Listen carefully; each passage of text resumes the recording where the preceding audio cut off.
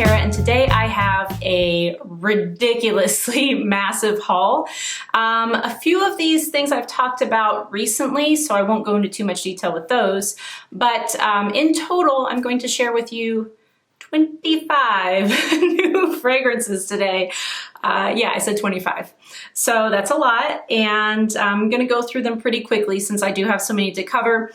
These are ones that I've picked up probably, well, basically since I did my last haul, which I don't know, was like not long enough ago, considering how many I have to share. But anyway, these are just all different ones. I'll try to sort of group them by style, but I'll probably fail at that. So, you know, it might be kind of random. First up, I have a new release from Tom Ford. This is Eau de Jasmin Rouge. This is the EDT concentration of Jasmin Rouge, and it's, like I said, a new release. It definitely isn't as potent as the original Jasmin Rouge, but it's still very much that beautiful sort of jasmine forward fragrance. I think that this one is more watery and citrusy than the original. It has still maybe a teeny tiny touch of spice, but definitely the original is heavier, it's louder, and it has more spiciness to it. Whereas this one, I think actually might be nice for the summertime. Although I think honestly, if it gets really hot, this still could potentially be a bit overpowering with that strong jasmine note. But I really do like it considering it's a jasmine fragrance. I don't often love super strong jasmine fragrances, but this one I quite like, and I think it's because of the watery, citrusy vibe to it. So that's the first one up, and unfortunately I'm not sure who the perfumer is, so I can't tell you. Oh, I also have another Tom Ford on the way, but it's not here yet. I would love to know if you guys can guess it, so leave me your guesses down below. What new or potentially old bottle of Tom Ford do I have coming? The next one is a really nice fruity floral fragrance. This comes from the house of Ramon Monegal. He's also the perfumer, and this one is called Flamenco. And here's what the bottle looks like. I really like it, and I love the little cap here. So cute. Anyway, so my friend Michelle from the Udo Pantograph, she sent me a little decant from her bottle quite a while ago, and I liked it. I used it up, then I went through another sample, and finally this went on sale 20% off on, I don't know if it was Tiger Lily or Twisted Lily, but it went on sale on one of those two sites recently for Mother's Day. And so I finally like pulled the trigger and I bought it. So this one has like raspberry, rose, it has a little bit of like woodiness, maybe even a touch of something like pine, but I also get like this sort of deep ambryness. It's definitely very sweet, I will say that, but I do find it a bit sexy. So there's that. And I think that it's definitely unisex, but keep in mind that it is sweet, so some people might not like the sweetness of this. I typically don't go for super fruity things, but I think because it has the balance with the like deeper ambery notes, the rose, and then like touches of woods and things like that, I think it balances it out enough that it's not too sweet for me. But yeah, that's a really nice one from Ramon Monegal. I didn't love some of the others that I've tried from the house, but this one I really enjoy. Next, I have another fruity floral, and this one comes from the Prada Olfactories line. It is called Pink Flamingos, and I just love the bottles from this collection. I think they're very classy, they're just elegant. I do have some that come in the dark blue bottles, and then I have these new ones that come in the clear glass. It looks the same otherwise though.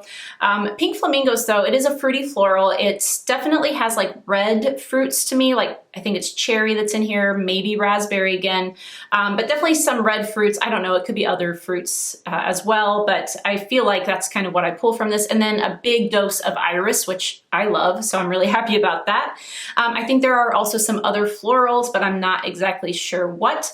I also get like little touches of like musk and perhaps a little bit of citrus, but I think the main things I pull from this are the fruit, the iris, some other florals, and musk are the big players here. This one wears fairly light, but it's really nice and beautiful, and I think it's going to be great for the summer. By the way, all of the perfumes from this line are created by Daniela Andreer, and she is basically the house perfumer for Prada. The other new one I got from the Olfactories collection is called Purple Rain, which I love because, you know, Prince. But anyway, so this one, it smells, I will tell you this, it smells fairly similar to Infusion to Iris, which is significantly cheaper than this one is.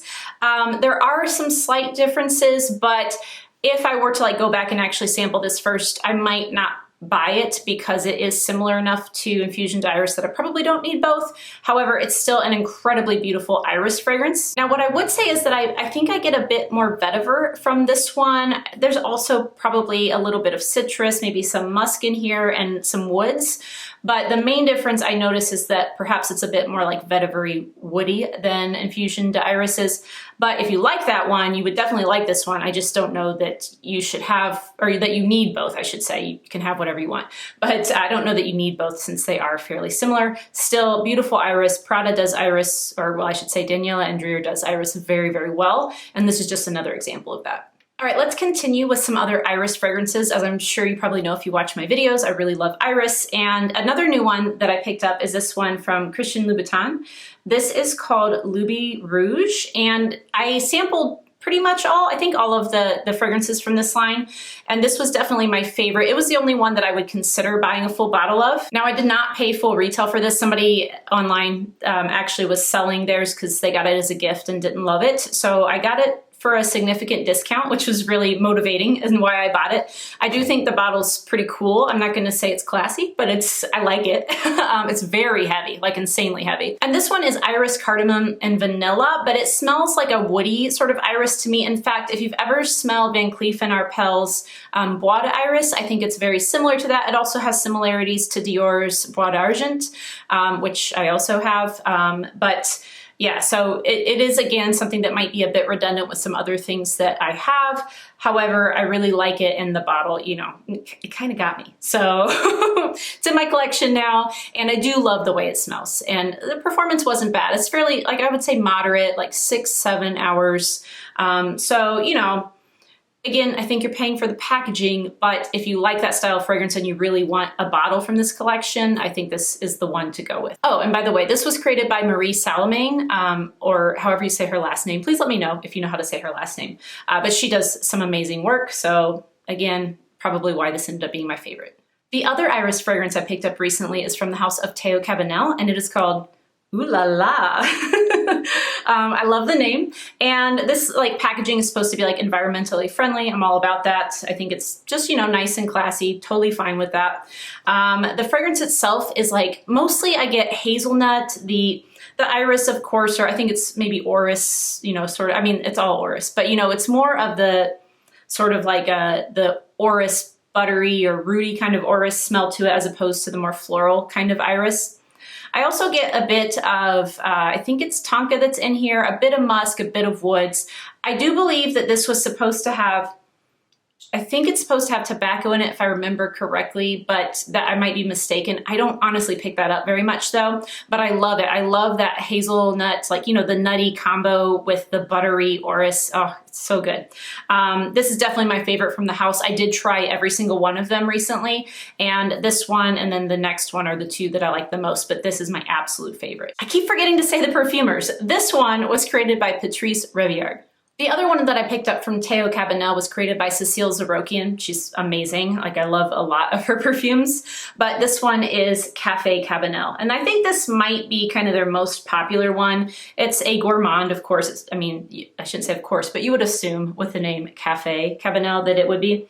And it definitely is. I get a ton of cinnamon and like a milky vibe from this.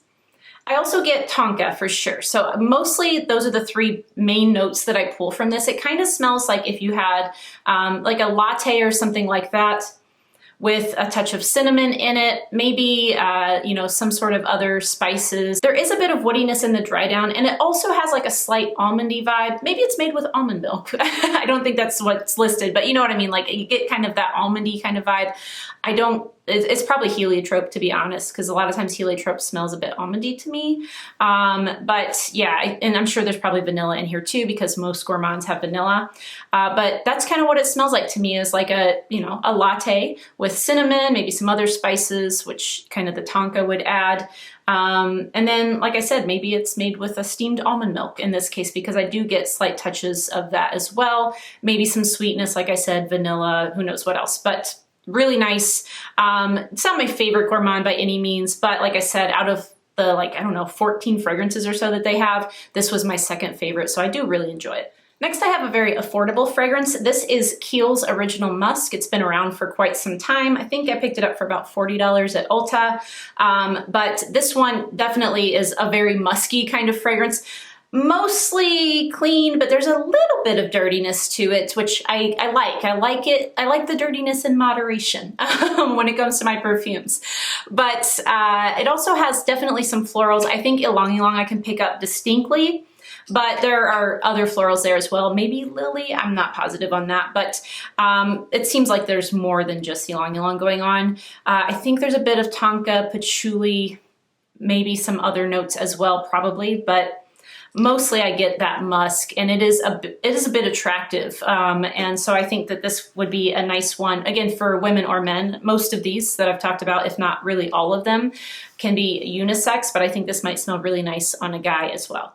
Next is another bottle that I picked up secondhand. This is from Jo Malone, and it is Dark Amber and Gingerlily. So this is one of their intense cologne versions. The performance on this is not as good as on Myrrh and Tonka, but it's not bad. I just really enjoy the fragrance. I tested it out in the store, and I didn't want to pay full price for it, so I found one on Mercari for a really good deal. I think that this one, obviously you get the ginger, you get the amber, the Dark Amber and Gingerlily, so you definitely get that. But when I smell it, I also get some sort of a spice to it and a little bit of florals as well, and I think pink pepper I can pick up in this one. Really like it. Like I said, I think that this would be like good in spring and fall. I'm not sure that it's dark enough for winter, at least here when it gets really cold, and I think it might be a little too much for the summer, so this might be a nice transitional scent. And this one I believe was created by Andrea Lupo, but I'm personally not familiar with that perfumer, so I don't really know much about them. Next, I have one from the house of Dior, and so of course it was created by Francois Demachy, and this one is a very popular fragrance. It is Ambre Nuit, and I've really wanted this for quite some time. I sampled the original version, like not the reformulated, quite some time ago, and then more recently I got a sample of the new one and I still really liked it. So I went ahead and picked up the 40 ml bottle of it. These 40 ml bottles are becoming harder to find on their site. I'm hoping that they're not just getting rid of them altogether, but I really like this size, especially considering the size of my collection. This is a nice size to have. Anyway, so this is rose and amber. That's really the main thing that I pull from it, and it's beautiful. You definitely get this, oh gosh, it's a very red rose. There's almost like, I don't know, there's something about this that's just really cozy. It draws me in. I think it's, again, another fragrance that would smell fantastic on a man and a woman. Of course, I got it for myself. But like I said, I've wanted this for quite some time. I really enjoy it. There are several that I enjoy from this line. There are also several that I don't. But this one is a winner. So that is Ambre Nuit. Probably not going to wear it a ton in the summer, but definitely once fall rolls around, I will be wearing this a lot. The next fragrance comes in one of the most stunning bottles that anyone could ask for, and it's also super luxurious. This is from the house of Celine, famous for their luxury handbags, and it is called Nightclubbing. So Nightclubbing is a really galbanum forward fragrance, and I don't see that note a ton frequently, although Sebastian from Smelling Great Fragrance Reviews, he just posted a video about galbanum recently, and he had some recommendations in there. Anyway, this one, I love it. It has vanilla, it has like a buttery orris, it has tobacco. I think there's probably patchouli, musk, stuff like that in here as well. But to me, it has this like cigarette-y vibe, which I know is probably going to turn off some people, but to me it makes it very alluring. Not because I've ever been a smoker, I haven't, but it's just something about it that has a little bit of like, again, like the kind of nightclubbing sex appeal sort of thing to it. I think that this particular line is really intriguing, and I definitely want to try more from them. I just wish that they would say who their perfumers are, because they don't release that information, so I have no idea who created this. Next, let's get into some vanilla fragrances, and first up I have one from OK Fine. This is called VBO, or Vanilla Bourbon. And basically with this house, this is a small indie house in the United States. The perfumer behind this is, I think, Steven DeMercado, and he's actually a classically trained perfumer, but he and his, like a partner that he works with, they've created this brand where they make things in batches and then age them in different barrels. So like I said, this is aged in American oak. There, I think, is one aged in a port barrel, etc. And I tried the 5 that they currently had available, and I liked several, but this is the one that immediately I had to have. Now, the downfall of this house is that they make like one big batch that fits in a barrel, and once it's gone, it's gone. So potentially by the time you see this, this could be gone. I don't think it is. I think I saw it on Crystal Fragrance's site recently. And you know, it could still be on their site, which is where I bought my bottle. My bottle is number 40, to give you an idea. They're only 30 mils. The price isn't too crazy though, to be fair. But yeah, I just, you know, it would suck if you like found one you really, really love and then you couldn't get it because it was sold out, or like, you know, you just use it all up and then you can't get it again. But either way, still definitely worth having. And I do think it's cool that they rotate and do new things every so often. Right now, like I said, I think they have 5 fragrances available. And so I don't know if that's kind of the norm. And like once they sell out of one, they introduce another or what.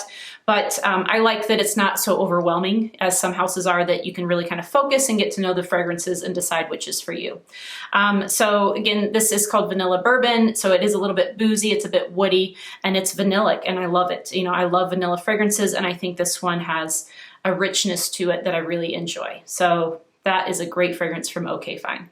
Next is another indie fragrance. This comes from the house of Maison de Darius, and it's called Notorieta. This is another vanilla fragrance. It has like caramel, vanilla, oud. I think that there's a little bit of a floral in here, and then I think amber is what's listed. But this is a really strong, very, oh God, it's a very powerful vanilla fragrance. I love it. I will say that I don't know how like well the house is running right now. It seemed like there was like not much communication in terms of shipping, and then another person I know had the same issue, but it did arrive. So, you know, you get, I got what I paid for, so that's good. And I love it. Just to like be clear though, you know, it could be, you know, there could be a lack of communication if you order from the house, basically is what I'm saying. But yeah, this one is just so delicious. I put it on one day, it stayed on all night, like while I slept, and in the morning I could still smell it really strong, and it smelled amazing while I was having my morning coffee. So I love this. It's my favorite from the line. I also really like Velour, but Notorieta had to be the first one that I purchased. All right, I have a few more vanilla fragrances because vanilla is also a note that I really love. And this one comes from the house of Jeroboam, and it is called Insulo. And I did try, again, I think pretty much this whole house, and this one was my favorite for sure. The perfumer for this one, she has a name that I'm probably going to butcher now, but I'm going to give it a try. It is Vanina Muraciole. I have no idea. Muraciole. Muraccciole, I think is how you spell her last name. But anyway, this fragrance is, again, it's a vanilla fragrance, and it's, I think, fairly simple in its composure. It didn't seem to change a whole lot on my skin when I sampled it, but it's like a sort of a floral vanilla with maybe a bit of muskiness to it as well. I really enjoyed this though, and I think that it is one of the best from the house. I think Oriento, and then there's another one I think that gets a lot of like praise as well. But for me, Insulo was definitely hands down the best. Now this next fragrance, I'm surprised that I actually own, because this is not a house that's ever caught my attention whatsoever. I kind of just like brushed it off, but several of my friends on YouTube and also just kind of in FragCom in general have hyped up this fragrance. They said it's a really good vanilla. And so during the VIB sale at Sephora, I was like, you know what, fine, I get 20% off. I'm gonna buy it. And I did, and I do really love it. It's probably redundant, but it is a really nice vanilla fragrance. It is Kayali's Vanilla 28. And this one doesn't have a perfumer listed. It just says that Firmenich, the company Firmenich created it. So no idea who there put this one together, but it is a really nice, sweet vanilla fragrance. To me, I mostly get, besides the vanilla, like the brown sugar that's in here, I think a touch of tonka and then some florals. But I think that this would layer well with a lot of things. I think that's kind of the like purpose behind the house, is to layer them with each other. I don't love that premise because it just gets you to buy more. Now, of course, I buy a ton anyway, but like I feel like a perfume should be able to stand alone as it is. And I do think that this can. I think it's fantastic in terms of like a really nice sweet vanilla, if that's what you're looking for. But again, it's more linear to me. It's kind of just straightforward. but still good. So I'm not saying anything, but like I'm trying not to be negative here because I'm not being negative. I really like this a lot. I just think that, you know, if you already have several kind of sweet vanilla fragrances that are predominantly vanilla, you probably don't need this as well. The last vanilla fragrance that I picked up is not my favorite, but I still like it. It is from Serendipity 3 and it's called Serendipitous. Now, I first heard about this from Sebastian. I hear a lot of fragrances first from him because he talks about so many on his channel. But then also I heard my friend Emmy from Emmy's World of Fragrance. She talked about it and she seemed to really like it. So I figured, you know what the heck, I'm gonna pick it up. It wasn't very expensive from Lucky Scent for this 50 ml. I don't remember the exact price, but it's definitely like one of the least expensive bottles on their site. And it's basically vanilla, like cacao or chocolate, and then I think there's like bitter orange in here. And so in some ways it kind of has a reminiscent vibe of those like orange, like chocolate covered oranges that you get at the holidays, a little bit, but with more vanilla. Like vanilla's the most prominent note to my nose. I do like it, like I said, I don't love it, but I'm not really disappointed considering that it was so inexpensive. It's like less expensive than most designer fragrances, to be fair. And I do think that, again, if you don't have something like this with the chocolate vanilla vibe, then this might be a good bet. But if you already do, then you probably don't need it. All right, we're moving away from the heavy vanillic fragrances and into something a bit lighter. The next one is from Maya Injai. She's, again, another indie perfumer. I think she's from the UK, or that's where she's based anyway. And this one is called Nordic Cedar. Now, this is a really fresh cedar fragrance. I get a lot of like clean musks in this as well, as I think a touch of patchouli. There's probably something else in here as well. But this I wore like for a walk and it was just perfect for like being out in nature, taking a walk. It smelled so uplifting and it smells like what you would think, like if you're in some sort of, you know, like Nordic forest, and it's maybe like a bit cool, but also very crisp and sunny, and you can smell all those like wonderful trees, maybe even like pine trees around you. It's so uplifting. I really, really love this. And I think if you like those types of smells, then this is definitely one to try. But I recommend you try her whole line. I think I've smelled all of them except for the floral one that she has now, which, you know, to be fair, florals aren't my thing really that much overall, so I wasn't as interested in trying that. But I also really like her Tropica fragrance, is the other one that I'm thinking about maybe getting eventually. But this one is definitely my favorite of the 4 that I've tried. And I think that, you know, she's just a fantastic indie perfumer that you should check out if you haven't already. Next, I have my very first Armani Prive fragrance. Now, I've smelled others from the house, but this is the first one that I actually purchased a full bottle of. This one, I think, tends to be marketed more towards men, although I'm pretty sure that they say their whole line is unisex. It just seems like they focus it on men more. This is Vetiver de Hiver. I'm not exactly sure how you pronounce that. It used to be called Vetiver Babylon, and I'm not sure why they changed the name. I also unfortunately don't know who the perfumer is, but this is a great fragrance for summer in my opinion, because you do get that vetiver. It's like more of a dry hay-like vetiver with a ton of citrus, which makes it really bright, uplifting. This is not a heavy fragrance at all. It is very light. It wears very light. You're not going to choke anybody out with this whatsoever. It's fairly clean fragrance. And in addition to that citrus and the vetiver, I think I can pick up some sort of like a pepperiness to it as well, but that's very slight. It's mostly just beautiful citruses and, like I said, kind of a drier hay-like vetiver. I really enjoy it, and I think if you like the note of vetiver and you like citruses, this is a good bet, but please be aware that it is very light. So this predominantly would be worn to me in the summertime because I just don't think it would have enough power to really push through the cold or anything like that. So again, that one's from the Armani Prive collection, and it is their vetiver fragrance. All right, this is not the last fragrance that I have to show you, but it's the last one I'm really going to talk a lot about because the others I've talked about in recent videos. And so this one is from Aerin. So that comes from, Estee Lauder, because it's Aerin Lauder's line. It's called Limone di Sicilia. And so this one, of course, has a strong lemon note to it, or perhaps lime. But I think it's lemon and perhaps bergamot that's in here. I also get a lot of white floral from this, which if you know me, you know that can be tricky. So this, I think it's lily and jasmine that are in here, and that's what I pick up. I definitely pick up jasmine for sure. because I am a little sensitive to that sometimes. Although, like I said, sometimes, you know, like in this one, I do like it.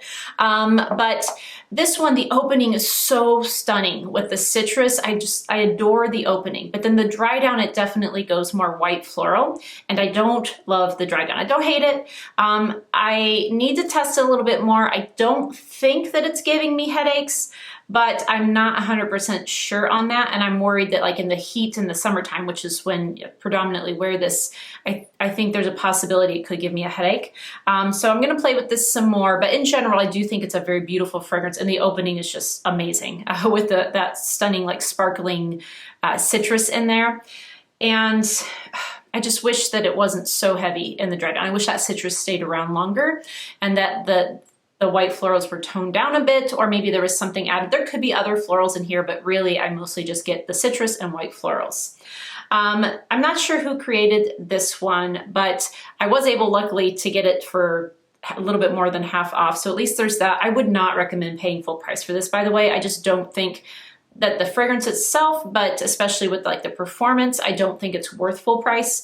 But if you do find it at the cosmetics company store like I did for a discounted price, you know, give it a try, especially, you know, if you're like me and you're iffy with white florals. But if you really love white florals, you might enjoy this a lot. So that's Limone de Sicilia. The last 6 I have, I've talked about recently in other videos, as I previously mentioned, and so I don't really want to rehash everything I said in those, because many of you probably watched them already. But if you haven't, I'll link those videos below so you can check them out. The first one up is from Andy Tower, and this is Une Rose de Kandahar. This is just a stunning rose fragrance. In addition to the rose, there's like an amazing almond sort of vibe to this. There's tobacco, there's definitely musk, ambergris.